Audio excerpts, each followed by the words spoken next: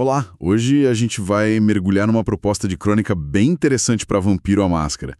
Chegou um material aqui bem detalhado, o nome é Ecos no Código, e a história rola em Chicago ali por 2025. Exato. É um cenário bem rico, sabe? Focado num personagem, o Colby Bela Sombra, uma figura, assim, complexa, que está tentando lidar com ciência de ponta, necromancia e, claro, a política sempre perigosa dos vampiros na cidade. E é isso que a gente vai fazer hoje, né? Desmontar um pouco essa ideia.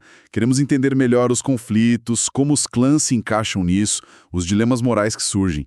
O tema central é essa mistura de ciência, morte e uma diplomacia camuflada, como o material chama, em Chicago. Vamos ver o que faz essa crônica ser tão instigante. Começando pelo básico, então. Chicago, outono de 2025. O centro de tudo é esse Colby Bela Sombra. E ele já começa diferente, né? É um catif, ou seja, sem clã definido, o que já é complicado. Mas ele tem um legado Hecata, do clã da morte. Exatamente. E para completar o quadro, ele finge, né, simula uma aliança com os Ventru, que são a elite ali da camarilha na cidade. Uma posição bem delicada. Essa duplicidade parece ser o ponto central dele, né? Com certeza, porque assim, publicamente, ele é o sucesso em pessoa. Médico brilhante, professor requisitado na universidade, CEO da Cobb Vitale, que é a empresa de tecnologia médica dele. Impecável por fora? Isso, mas nos bastidores...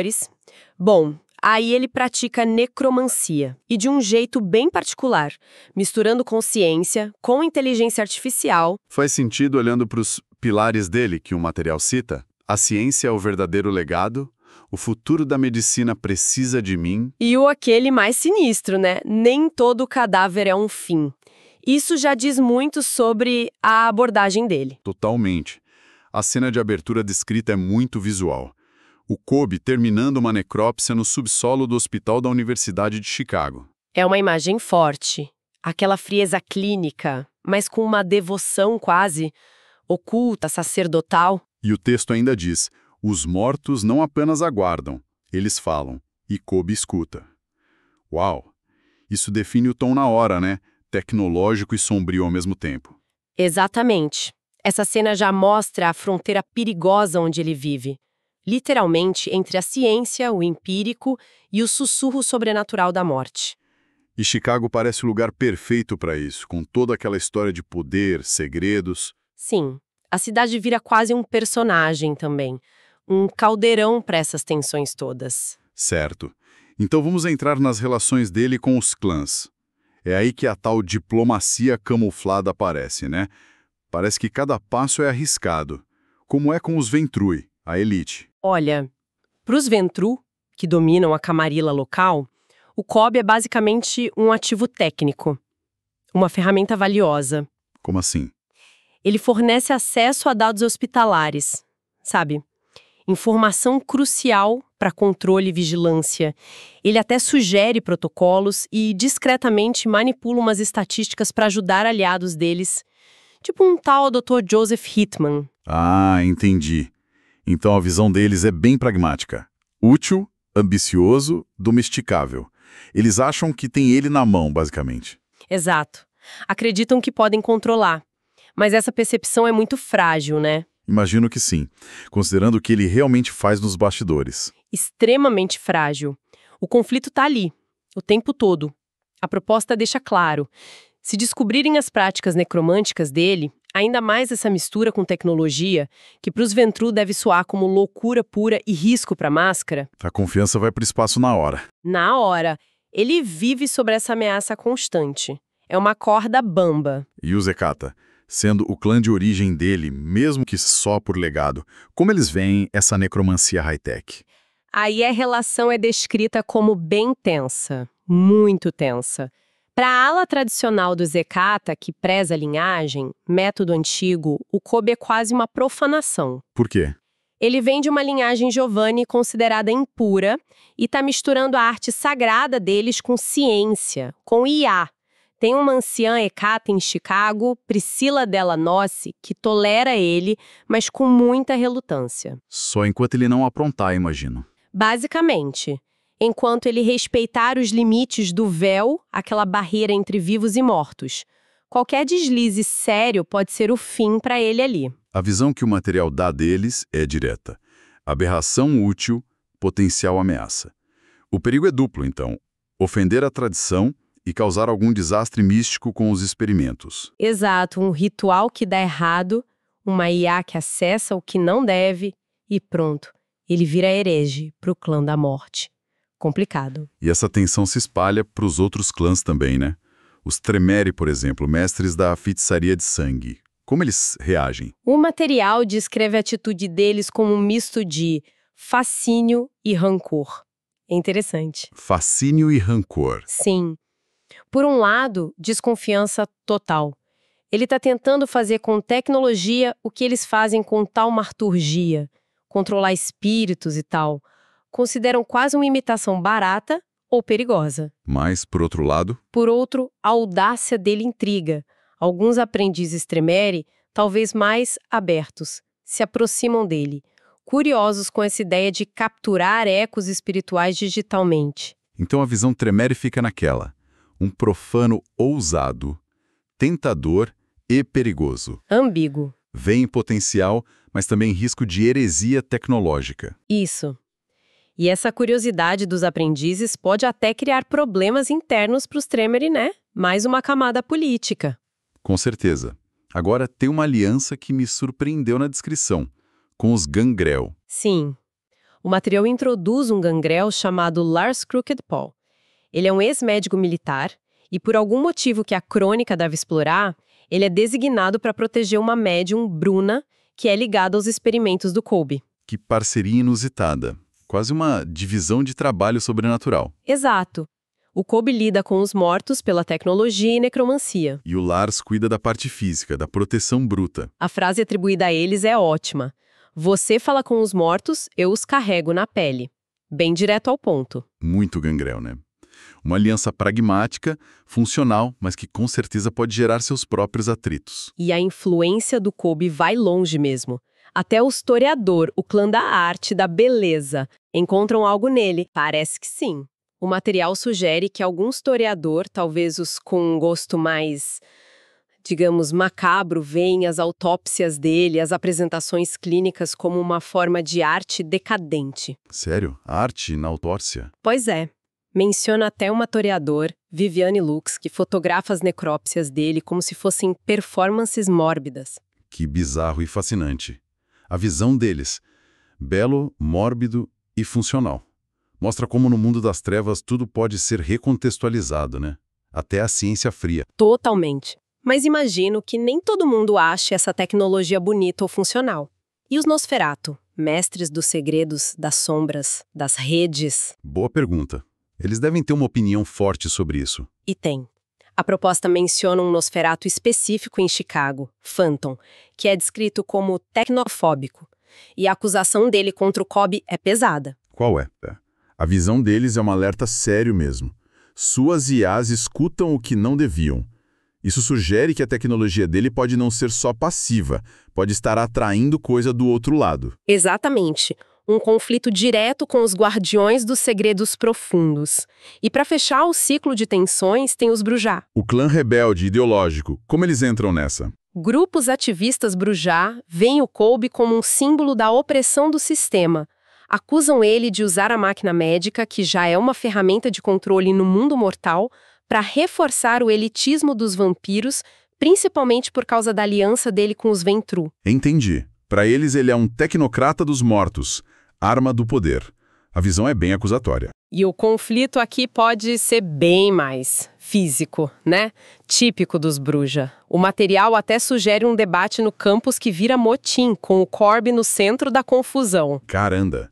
Ele realmente não tem para onde correr. Tá cercado de potenciais inimigos por todos os lados. Sim, essa teia de relações deixa claro que ele não tem um porto seguro. Tá tentando inovar numa área super perigosa, equilibrando alianças frágeis e ódios profundos de quase toda facção importante na cidade. É uma posição que não se sustenta para sempre. E esses conflitos acontecem em lugares específicos que o material destaca, né? Que servem de palco para essa trama toda. O hospital da Universidade de Chicago é o principal, claro.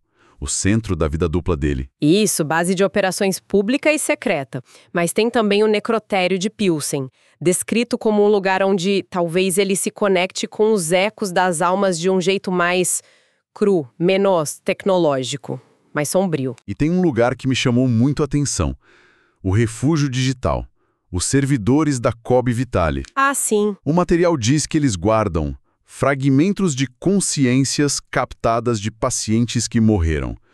Isso soa como o coração do horror tecnológico da crônica, não? Totalmente. É uma questão central e bem perturbadora que a proposta joga no ar. O que são esses fragmentos, né?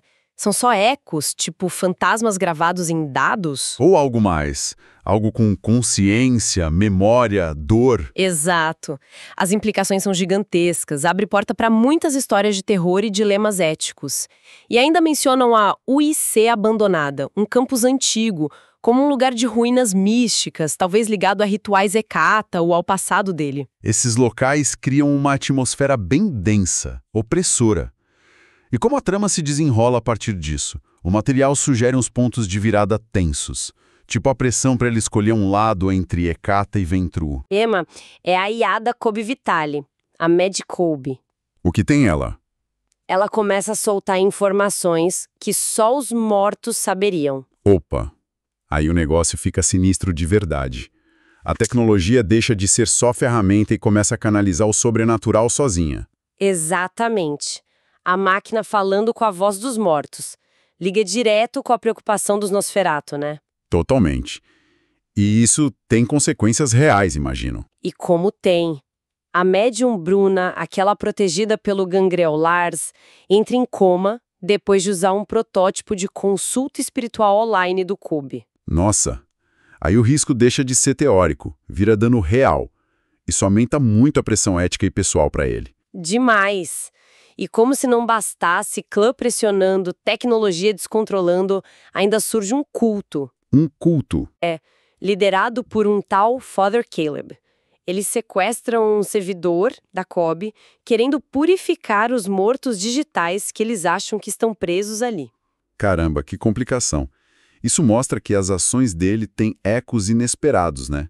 Geram reações extremas de todos os lados. Exato.